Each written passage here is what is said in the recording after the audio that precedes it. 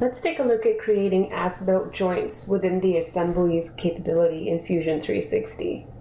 The first thing I'm going to do here is zoom out of my assembly so that it fits the screen.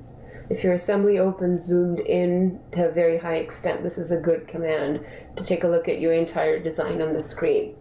Then I'm going to go ahead and turn off the visibility of the frame as well as the swing arm, because I want to use the damper component in this case to demonstrate as-built joints.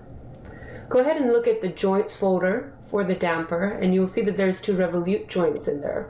We want to come in and create a rigid joint between the shock bottom and the shaft.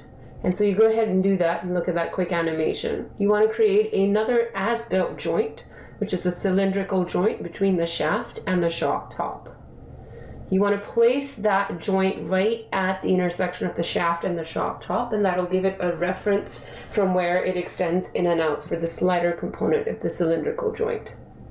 We want to edit the limits of that slider joint or the cylindrical joint that we just built. We can go ahead and give it a minimum of 0 millimeters and a maximum of 30. Look at an animation of how that might work and hit OK.